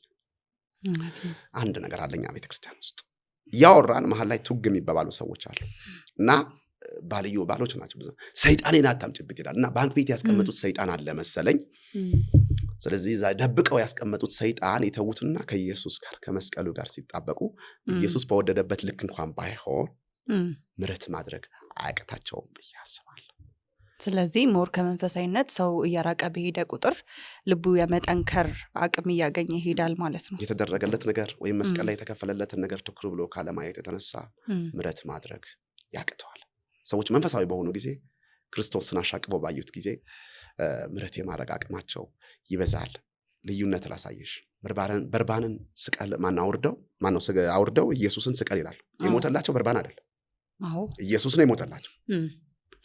ኢየሱስ ግን ስቀለው ሲሉ ምሕረት አድርግላቸው። አቤት ልዩነት! እነሱ በርባን ይውረድ ነው። ኢየሱስ ግን የሚያደርጉትን ምን አይሉም፣ አያውቁምና ምሕረት። ሰዎች ያለማወቅ ወደ ጥፋት ያመጣቸዋል። ስለዚህ ክርስቶስ ያደረገላቸውን ነገር በትዳራቸው ውስጥ አለማወቃቸው ምሕረት የማድረግ አቅማቸው ያንሳል ማለት ነው። ሰዎች ምሕረት አድርጎ ሲባሉ እምቢ ሲሉ ይደንቀኛል። ምን ያህል ደቂቃ እንደሚቆዩ በምን ያውቃል? ከዚህ ሰዓት በኋላ ከዚህ ቀረጻ በኋላ ምን እንዳለ ታውቂያለሽ? ጌታ ቢመጣስ ምሕረት ሳያደርግ፣ አቤት ምሕረት ሳታደርግለት ተጣልታ አብ ፊት ይደርሳሉ። ስለዚህ ከሰከንድ በኋላ ከዛች ደቂቃ በኋላ ምን እንደሚሆን ስለማናቅ ምሕረት ማድረጉ ለሀገርም ደግሞ በእግዚአብሔር ዘንድም መልካም ነገር ነው ብዬ ነው ማስበው። እውነት ነው። ሌላ አማራጭ የሌለው ነገር ነው ምሕረት ማድረግ። እውነት ነው። በጋብቻ ላይ ፍቺ ከሚፈቀድበት ተብሎ ከሚነሳ ነጥብ ውስጥ አንደኛው ቺት ማድረግ ወይም በትዳር ላይ መማገጥ ይነሳልና ከሱ በስተቀር ይቅር እላለሁ ወይም ይቅርታ አደርጋለሁ የሚሉ ብዙ ሰዎች አሉ። ግን ባሌን ከሌላ ሴት ጋር ከያዝኩት ወይም ደግሞ ሚስቴን ከሌላ ወንድ ጋር ቢይዛት ይህንን ይቅር እንዳልል መጽሐፍ ቅዱስ ራሱ ይፈቅድልኛል ሲሉ እናዳምጣለንና እሱስ ልክ ነው ወይ? አፈታታቸውስ ራሱ ልክ ነው ወይ? ማለት የመጽሐፍ ቅዱስን ቃል የተጠቀሙበት ቦታ ልክ ነው ወይ? ይሄ የመጽሐፍ ቅዱስ ክፍል የሚገኘው በማቴዎስ 19:17 ላይ ነው ያለው። ፈሪሳውያን ኢየሱስን ሊፈትኑት ይሄንን አሁን የጠየቅሽኝን ጥያቄ ጠየቁት ማለት ነው። በአይንሽ ዋው ይሄ ወንድ ብለሽ አታውቂም? መጽሐፍ ቅዱስ ያየም ያመነዘረም እኩል ነው ካለ የኔ ሚስት አመነዘረች ያለው ሰውዬ በአይኑ ስንት ቀን አመንዝሮ ይሆን? በ24 ሰዓት ውስጥ ስንት ጊዜ አመንዝሮ የሆነው ሰውዬ እግዚአብሔር ግን ያመነዘረ ምሕረት አደረጋለ። ኦኬ አመነዘረች ብሎ ፈታ። እቺ የተፈታችው መጽሐፍ ቅዱስ እንደዚህ ይላል አመንዝራ ነው የምትባለው። እሱም አመንዝራ ልክ ሲፈታ ስሙን ይቀይራል። ባል ከነበረ ሰማይ አመንዝራ ይለዋል። አመንዛሪ ከሚባል ምሕረት አድራጊ መባል ነው የሚሻለው። ምክንያቱም ያመነዘረችውን ሲያገባ ያመንዝራ ልጆች ይባላሉ የሷም የሱም። ስለዚህ ስሙ ከነሱ አይደለም ወደ ልጆች ጭምር ይተላለፋል። ኦኬ እግዚአብሔር በየሰከንዱ በአይኖቻቸው እያመነዘሩ ምሕረት ካደረገ በአይኑ እንኳን ቢያይ የጤንነት ኬዝ ቼክ አድርጎ የጤንነት ኬዝ እንኳን ቢኖር መፍታት ልክ ነው ብዬ አላስብም። በቃ በፍጹም መፋታት አይቻልም። እግዚአብሔር ያጣመረውን ኪያስ ሰው አይለየውም ካለ ኢየሱስ ክርስቶስ ያድናል የሚለውን ቃል ካመንን ይሄም ቃል አንድ ነው። የኔ ችግር ምንድን ነው? ብዙ ጊዜ እኔ ጋር ያለው ጥፋት ማየት አንፈልግም። መጽሐፍ ቅዱስ ሲናገር የጻድቅ ዓይን በራሱ ላይ ናቸው ይላል። ሰዎች ጥፋቱ ምንድን ነው? እቺ ሴት እኔን ትታ ሄደችበት ምክንያት ምንድን ነው? እኔ ጋር ምን አጣን? አንቺና የኔ ሚስት አንድ ናቸው ሴቶች ስለሆናችሁ። የትኛው ምድር ላይ ያለች ሴት አንድ ነች። የባህሪ አይደለም ያወራሁት ሴት። አንቺ ጋር ያለው ነገር እኔ ሚስት ጋር አለ። ስለዚህ ብኬድም ከድካም ውጭ የለም። ጌታ ኢየሱስ ክርስቶስ በዮሐንስ 4 ላይ እዛ ሲካር ወንዝ ላይ አንዲት 5 ባል ያላት ሴት አግኝተው ነበርና ባላለሽ ብሎ ሲጠይቃት የለኝም ማለችው። ልክ ብለሻል የለሽም፣ እስከዛሬ የነበሩት አድካሚዎችሽ ናቸዋል። ስለዚህ 5 ባል አላት ግን ባል አይደሉም። ሰማይ ሳያቸው አድካሚዎች ናቸው። ስለዚህ አንድ ሰው ፈቶ ሲያገባ ከድካም ውጪ ሰማይ ጋብቻ አይለውም። የጋብቻው ስም አመንዝራና ድካም ነው የሚለው። ምሕረት አድርጎ ትዳሩን ሲያስተካክል ግን ክቡር ጋብቻ ይባላል።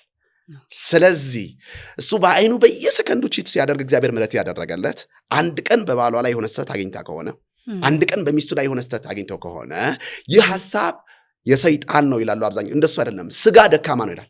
የስጋ መሸነፍ ስለሆነ ይሄን ስጋ የመግታት ስራ የሁለቱ ሶስተኛው እግዚአብሔር አድርገው ስህተቶቻቸው ተነጋግረው ጋብቻው ማስቀጠል አለባቸው። ፍቺ በፍጹም አልፈቅድም። ስለዚህ ያው በ4 ነጥብ ዘግተህልኛል። ብዙ ነጠላ ሰረዞች ነበሩ ማለት ለመውጫ እንደ መስኮት ተዘጋጅተው የነበሩና ግን ደግሞ ጋብቻ ወይም ትዳር የመውጫ በር እንደሌለው በምህረት ይህንንም ማለፍ እንደምንችል በመነጋገር ትልቁ መድኃኒት እኮ ነው። ቅድም አውርቼሻለሁ። በነገራችን ላይ አንዳንዶቹ ልጆቻቸው የሚፈሩ ሰዎች አሉ። ልጆቻቸው እድሜያቸው ከደረሰ ወዲህ አንዳንዶቹ ጓደኞች የሚፈሩ አሉ። ያንተ ሚስት በይሉኝታም ትዳራቸው የሚፈቱ ሰዎች አሉ። እነዚህ ሁሉ የጋብቻው ባለቤት እኔ ነኝ እንጂ ጓደኞችም ልጆች የማይደሉም።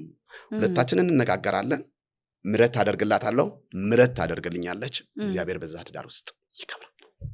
እያጠፋን ከተሸከመን እኛ መሸከመን ማንችልበት ምክንያት ምንድን ነው? ስለዚህ አይቻልም። ይኸውልሽ ጋብቻ በሁሉም ዘንድ ክቡር ነው አይደል ያለው። መፋታት ደግሞ በፍጹም አይቻልም። ከያስ እግዚአብሔር ያጣመረው ሰው ሊለየው አይችልም። ስለዚህ መለያየት አይፈቅድም መጽሐፍ ቅዱስ። ወደኋላ መውጣት አይቻልም። አይቶ ተመርምሮ መጀመሪያ ጠብቆ ጊዜ ወስዶ አጣርቶ መግባት እንጂ ከገቦ ወዲህ መውጣት በፍጹም አይቻልም። ምሕረት ማድረግ ይቻላል፣ መሸካከም ይቻላል። ስለዚህ ምንም እዚህ ጥግ ድረስ የሚባል የለውም ማለት ነው።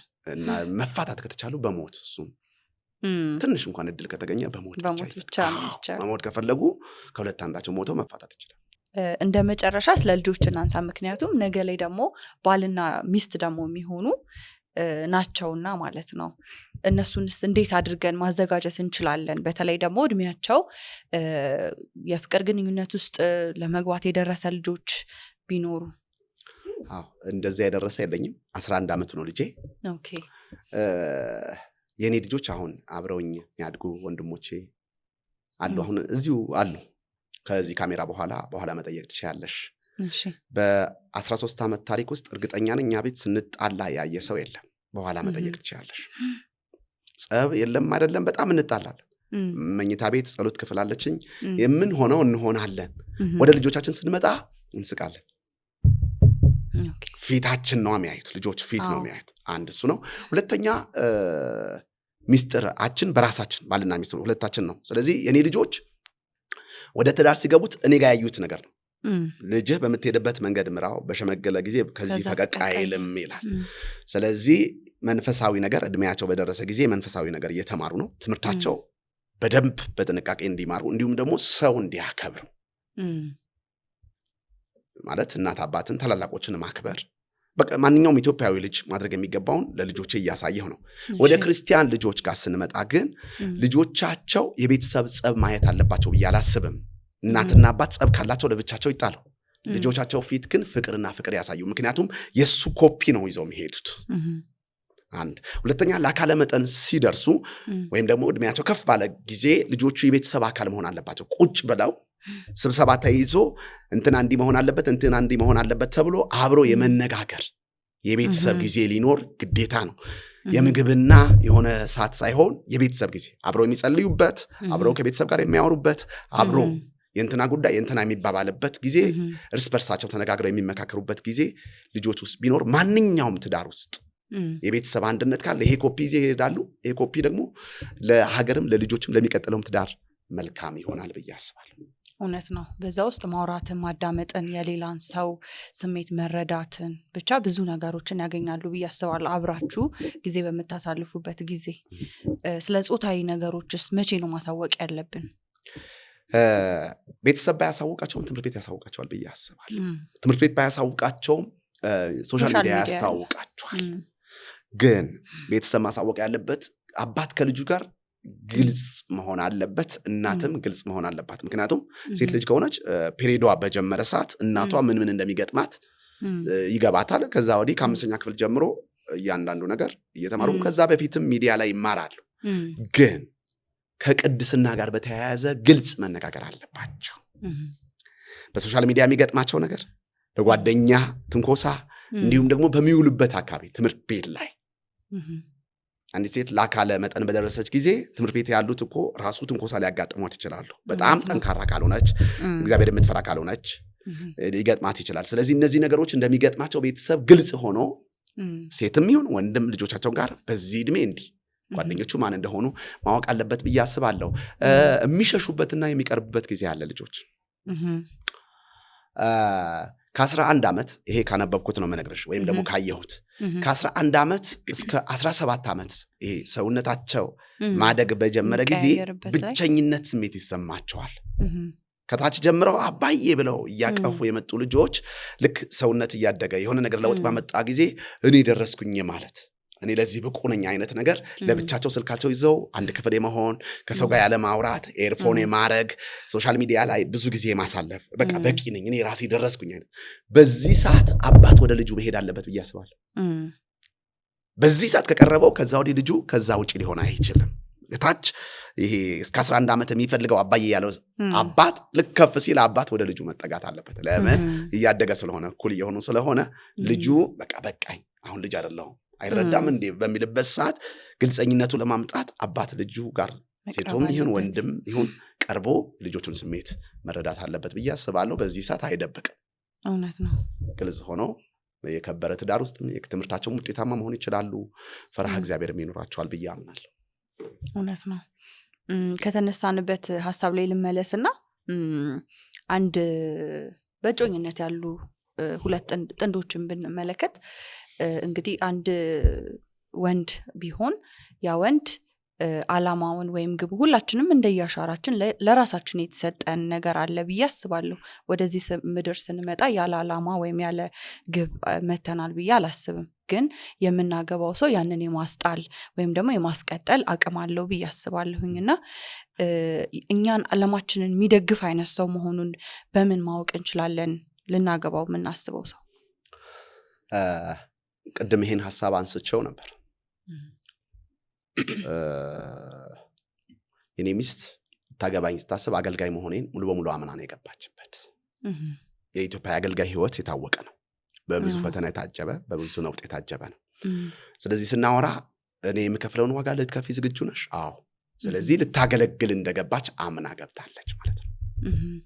እሷ የጤና ባለሙያ ነች። ኦኬ። የእሷን የስራ እንትን እኔ አስቆማለሁ ብዬ አላሰብኩም። በዚህ አትቀጥይ፣ እሷም ደግሞ ያንተን አገልግሎት አስቆማለሁ አይደለም። ስለዚህ ከሁለት አንዳችን የተሻለውን ቀጠለ ማለት ነው። ስለዚህ የኔ አገልግሎት ቀጠለ፣ እሷም ስራዋ ጎን ለጎን ቀጠለች ማለት ነው። መቅደም ያለበት መጀመሪያ መዋደድ ላይ ይሁን። እኔ ዶክተሬት የምማር ከሆነ ቢያንስ 7 ዓመት እማራለሁ አይደል?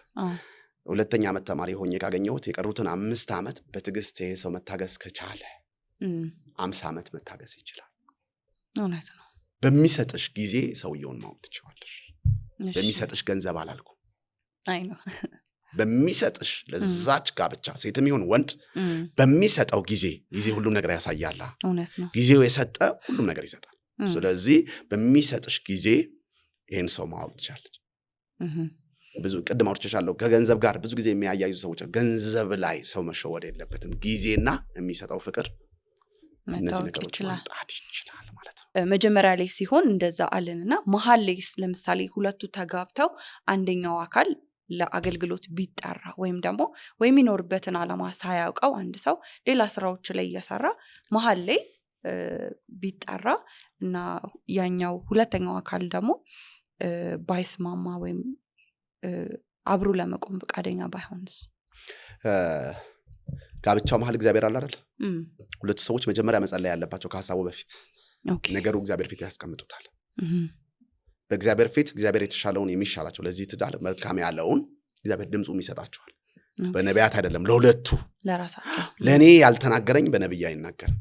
ምክንያቱም እንትን የለም ይሄ አንዱ ሌላ ልጅ አንዱ ዋና ልጅ የሚባል ነገር የለም። ቃሉን መጥራት ስላልፈለኩ ነው። ስለዚህ እግዚአብሔር ለኔ እንጀራ አባቴ አይደለም፣ ትክክለኛ አባቴ ነው። አንድያ ልጁ ሳይሰስት ሰጥቶኛል። ስለዚህ ድምጹ ለኔ አይከለክለኝም፣ የሚሄድበት መንገድም ያሳየኛል። ስለዚህ በመሃል ላይ አዲስ ነገር ቢፈጠር ሁለቱ ተጋቢዎች ይሄ ጋብቻ እግዚአብሔር አለበት፣ እግዚአብሔር ፊት ሐሳቡን ያቀርባሉ። ምን ትላለህ በዚህ ጉዳይ ላይ እግዚአብሔር ሆይ? እግዚአብሔር መንገዳቸውን ያቀርባል ማለት ነው። ከእግዚአብሔር ሐሳብ መውጣት የለባቸውም። ጋብቻው በስሜት የሚመራ አይደለም፣ በፍቅር የሚመራ ነው። ስለዚህ የፍቅር አምላክ እግዚአብሔር መጥቶ ይሄን ጋብቻ ያስተካክላል፣ ነገራቸውን ያሳካል ማለት ነው። ያም እድል የመጣው እግዚአብሔር አምጥቶት ሊሆን ይችላል፣ ኦር ደግሞ የሰዎች ስሜት አምጥተው ሊሆን ይችላል፣ ወይ ጓደኛዬ እንዲህ ስላደረገ ሊሆን ይችላል። እነዚህ የማን ነው የሐሳብ? ሰይጣን ያመጣ ይሆን ይሄ ትዳር ሊበጠብጥ? ወይስ ሰዎች የኛን መልካም ነገር አይተው ያጠመዱት ወጥመድ ይሆን? ወይስ እግዚአብሔር ያንተ ፍቃድ አለበት? እግዚአብሔር ጋር እናቀርበዋለን። የእግዚአብሔር ሐሳብ ደግሞ ከሁሉም ሐሳብ ስለሚበልጥ በዚህ መልኩ መቀጠል አለባቸው ብዬ አምናለሁ። እውነት ነው። በትርፍ ጊዜ ምን ያስደስታል? ትርፍ ጊዜ አይኖርህም ኦብቪየስሊ፣ ግን ያው በሚኖርህ ክፍት ሰዓት ቤት ውስጥ ካለውን የመዝሙር መዘመር እና መጸለይ። ይሄ ጸሎት ምልሽ ይሄ ክርር አድርጎ መጸለይ ሳይሆን የኔ ጸሎት እንደ ሐና አይነት ነው። ሐና በኤሊ ፊት ታነበንብ ነበር ይላልና ይሄ ጸጥ ብሎ ማልቀስ፣ ጸጥ ብሎ በእግዚአብሔር ፊት በጥሞና መሆን የለ ጸጥ ያለ ነገር ያስደስተኛል። በ24 ሰዓት ውስጥ ወይም ዛሬ ቀን ብትጠይቅኝ ከዚህ ፕሮግራም በኋላ በትንሹ እስኪነጋ ድረስ 5 ሰው ስልክ እንደው በጣም ትንሽ አድርጌው እስከ 15 ስልክ አነሳለሁ። ኦኬ ችግር ያጋጠመው ጸሎት የሚፈልግ እንዲሁም ደግሞ ማማክረው ሳይመጣ በስልክ እንኳን ማንነቱ ሳላቀው ማማክረው ሰው አለ። ኦኬ እና ለሰዎች መጸለይ፣ ሰው ማገዝ የመጀመሪያ ስራዬ ነው ማለት ነው። በቃ በ24 ሰዓት ውስጥ 15 ሰው 10 ስልክ አለ በትክክል። እንደ ኦርቶዶክስ ይሁን አይመለከተኝም። እሱ ጋር መፍትሄ ያገኛለሁ ካለ ያለኝን ነገር እሰጣለሁ። ቀጥሎ ያለው ነገር መዘመር፣ መጸለይ፣ ከተቻለ ከልጆች ጋር መላፋት፣ ከልጆች ጋር መጫወት፣ እሱ ነገሮች ያስደስቱኛል። ኦኬ በህይወት ከማትረሳው ለምሳሌ ወይ ከመጽሐፍ ያነበብከው ሊሆን ይችላል ወይም ሰው የመከረህም ሊሆን ይችላል አንድ ምክር ሼር አድርገን እስቲ። አዎ የሆነ ጊዜ አገልግሎት እንድጀመርኩ ቻሌንጆች ገጠሙኝ ማለት ነው።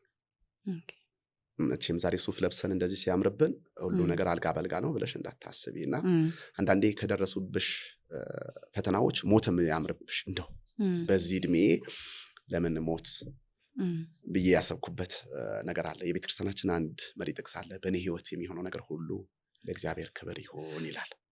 እሱ የራሱ ትርጉም አለበትና ቦሌ ሜጋ ጋር ዶክተር ማሙሻ ሮሜ መጽሐፍ እንዲሁም ቆላሲያስ ያስተምር ነበረ፣ የተቀባይ እግዚአብሔር ቃል ማለት ነው። እና ከዘማሪ ቃላብ ጸጋዬ ጋር ወደዛ ሄድንና ገባን ማለት ነውና 2002 2003 ይመስለኛል። እኔ ተስፋ ቆርጫለሁ። ዛሬ 13 14 ዓመት ማለት ነው። ተስፋ ቆርጫለሁ። ነገሮች ሁሉ ጭልምልም፣ በዚህም በዛም መንገድ የለም። በቃ ያበቃ መስሎ ታየኝ። እድሜ 20 ቤት ነው 24 25 ተካ ከዛ ሚኪን አገኘሁት፣ ጸለየልኝና አንድ ነገር አወራኝ። እግዚአብሔር ለአብርሃም አየር አልሰጠውም፣ መሬት ሰጠው አለኝ። ገብቶሻል ሐሳቤ? እግዚአብሔር ለአብርሃም አየር አይደለም የሰጠው፣ መሬት ነው የሰጠው። በዛ መሬት ላይ ኬብሮን መሰዊያ ሰራ፣ ምድርና ሞላ ወሰደ አለኝ ማለት ነው። እዛ አጥቢያ ከፍተናል። ትንሽ ኮንዶሚኒየም ውስጥ ነው የምናገለግለው። የመጀመሪያ ቪኤት ላይ አልወጣም፣ የሆነ ነገር ላይ አልወጣም፣ ለቤተ ክርስቲያን ቦታ ገዛለሁ ብዬ አሰብኩ ማለት ነው። ምክንያቱም ያቺ ንግግር እስከ ዛሬ ድረስ አለች ማለት ነው። በቃ ስለዚህ መሬት መያዝ አለብኝ ብዬ አሰብኩኝ። በሞተር እየሄድኩኝ ቤተ ክርስቲያን ህዝብ አሰባስበን 2007 ላይ ይሄ ያወራኝ 2003 ነው። ከ4 ዓመት በኋላ የቸርች ቦታ ገዛ ማለት ነው። ስለዚህ የማረሳው ነገር እሱ ነው። እሱ ባንገዛ ኮሮና ላይ ቸርች ይፈርሳል። ብዙ ቸርቾች ኮሮና ላይ ቸርች ተዘግቶ ክራይ መክፈል አቅቷቸው ኪቦርዳቸው ስፒከራቸው ሽጠው ክፍለ ሀገር የገቡ ብዙ አገልጋዮች አሉ። እኛ ግን ያቺ ንግግር መሬት ላይ ወረደች። ብር የለንም፣ ቃል ይዤ ቦታውን ገዛው። ከዛ ወዲህ ብዙ ነገሮች ሆኑ ማለት ነውና የማረሳው ብዙ ምክሮች አሉ። ትምህርት ቤት ላይ ስንማር አንድ ዶክተር ያወራኛል። ብዙ ናቸው መንገዴን ያቀኑ። ግን የማረሳው ከዛች ቀን ጀምሮ እርምጃ በቃ ልክ ከቦሌ ወደ አየር ጤና ስመጣ ቦታ እንደሚገዛ ይሄ ውልና ማስረጃ እንደሚሄድ ሰው ወስኜ መጣሁ ማለት ነው። ስለዚህ የማረሳው ምክር እሱ ነው። በጋብቻ ዙሪያ ቅድም እንዳልኩሽ ይሄ በትንቢት ጋብቻችን ሊያፈርሱ የተዘጋጁ ሰዎች ነበሩ ማለት ነው። እና የኔ የግል ፓስተር ነው፣ ፓስተር ፀሐዬ ይባላል። እሱ አንድ ነገር አለኝ። ነቢ ከተማ ቤት የትዳር እግዚአብሔር ፍቃድ ስላለበት የሰዎችም የሰይጣን ጦርነት አለው። አንተ ነገ የምትቀጥል ዓለም አቀፍ ሰው ነህ። ስለዚህ ለምን ዛሬ እንታያለህ? ነገን ይኸውና ትልልቅ አደባባዮች አይተህ ይሄን ጋብቻ ቀጥላለች። ስለዚህ ጋብቻው ላይ የሆነ ጦርነት ሲመጣ የሆነ ውጊያ ሲመጣ ሳላገባ በፊት የነበሩት ነገሮች ሁሉ ክሩሴድ ነው የሚታየኝ። እኔ ልጆች አብረን ይሄ የምንረዳቸው ሰዎች የምናግዛቸው ሰዎች፣ ምክንያቱም እሱ እንደ ቀልድ ነው ጠብ ያደረገው ንግግሬ ላይ ህይወቴ ላይ፣ ለእኔ ግን ትልቅ ስፍራ ይዞ ቁጭ ብሎ ነው ያለው። ሁለቱ ንግግሮች ህይወቴ የማረሳቸው ንግግሮች ናቸው ማለት ነው። በመጨረሻ ለወጣቶች ያለ ምክር? ወጣቶች አንድ ነገር ማለት እፈልጋለሁ ከጋብቻ ጋር። ነጋችሁ በእናንተ እጅ አይደለም። ነጋችሁ አሁን ዩኒቨርሲቲ ሄደህ ባመጣኸው ዲግሪ ውስጥ አይደለም። ነጋችሁ ዛሬ ባንክ ባለው በቤተሰብ ውርስ ወይም ደግሞ ሰርተህ ባመጣኸው አይደለም። የሰው ነገ ያለው በፈጣሪ እጅ ነው። ስለዚህ ዛሬውን አይተህ ልባችሁ መልካም አድርጋችሁ እግዚአብሔር ፈርታችሁ እግዚአብሔር ክብር ወዳለው ጋብቻ ውስጥ እንድትገቡ ይሁን። ቤተሰብ ውስጥ እናትና አባት ውስጥ ልጅ ነህ፣ ጋብቻ ውስጥ ግን ራስ ነህ። ስለዚህ ወደ ጋብቻ ስትመጡ ከልጅነት ወደ አቶነት እንደምትመጡ፣ ከልጅነት ከሆነ ወጣትነት ወደ አቶነት ክቡር ወደ መባል ስለምትመጣ ነጋችሁን ለእግዚአብሔር ሰጥታችሁ ልባችሁን አዘጋጅታችሁ አንድ የማታውቁት ሰው ልታቃኑ እንደሆነ አስባችሁ ወደ ጋብቻ ኑ እላለሁ። ፈጣሪ ምድራችን ኢትዮጵያን ይባርክ።